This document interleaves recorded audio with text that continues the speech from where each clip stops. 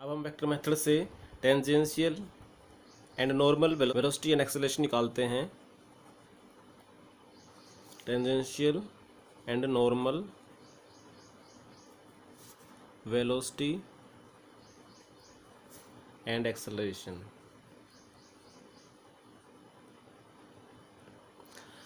तो देखिए vector method कैसे काम करता है। हमने ये आर्क ले ली और इस पर ये पॉइंट है P और ये हमने ले लिया है पोल ओरिजिन।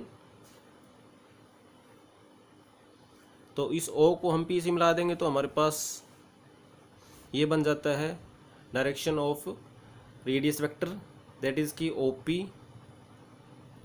और OP वेक्टर को हम मान लेते हैं R वेक्टर। और हमें पता है कि इस R का dr/dt करेंगे तो डेरिवेटिव करेंगे तो हमारे पास वेलोसिटी आ जाती है वेक्टर फॉर्म में। तो therefore velocity is equal to dr/dt।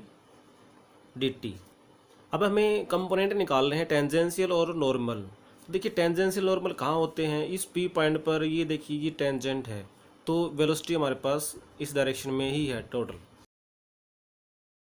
और अगर नॉर्मल डायरेक्शन देखें तो इसके परपेंडिकुलर जो डायरेक्शन बनेगी हमारे पास वो नॉर्मल की बन जाएगी।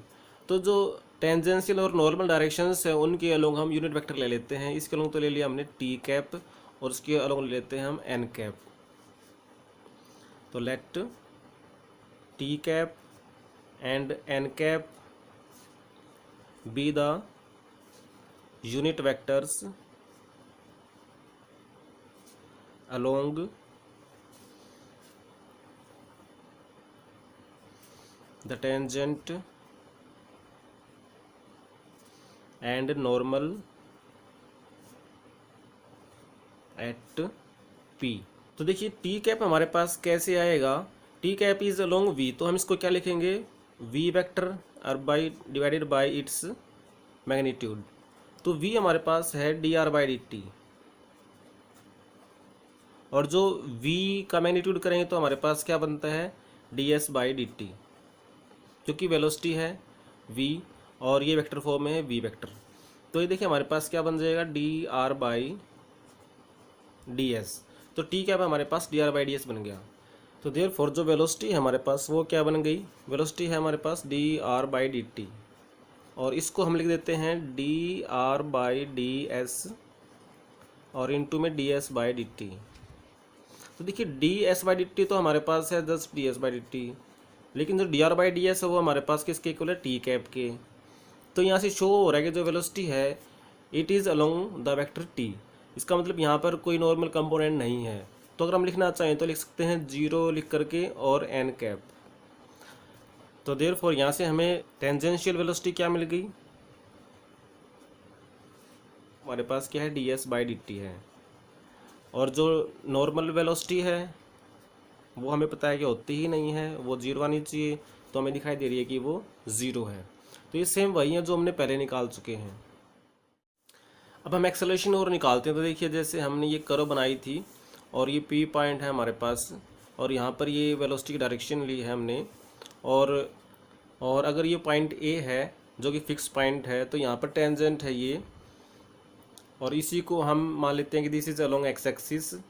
तो देखिए ये जो एंगल हम इसको साई मान करके चलते हैं। It means velocity makes angle Sai with horizontal line, that is की OX या फिर एक्स एक्सिस। यहाँ से अगर हम टी कैप लिखना चाहें तो टी कैप क्या लिख सकते हैं, because T cap is along V। तो हम देखते हैं कि एंगल क्या बन रहा है साई। तो कंपोनेंट्स क्या आएंगे cos psi and sine psi, that is की direction cosines of this line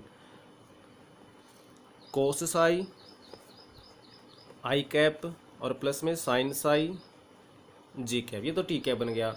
अब अगर एन कैप लिखना चाहें तो एन कैप में और टी कैप में क्या फ़र्क है कि एन जो होगा वो इसके भी परपेंडिकुलर है। इसका मतलब ये कितना एंगल बनाएगा 90 प्लस में ये 90 और प्लस में ये साई। तो क्या लिखेंगे कोस π/2 प्लस में साई आई कैप और प्लस में साइन π/2 प्लस में साई और जे कैप।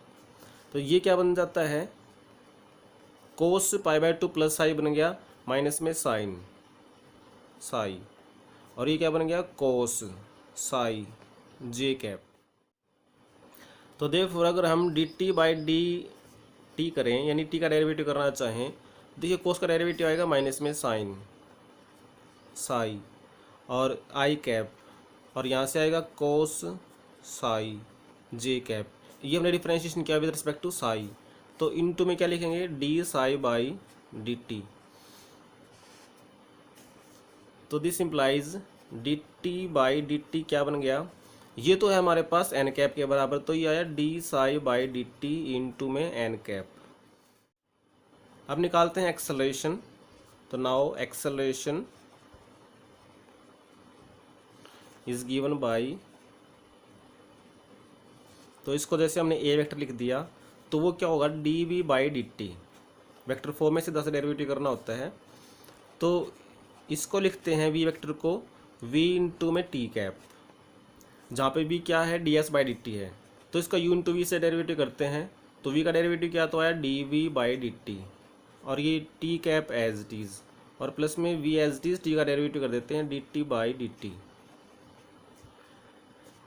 तो दिस इज इक्वल टू, तो इसमें ये तो एज इट इज़ है d we by D t t cap, इसमें d T by D t को लिखनी है जो हम निकाल चुके हैं, क्या ये हुई है d psi by D t into में एन कैप।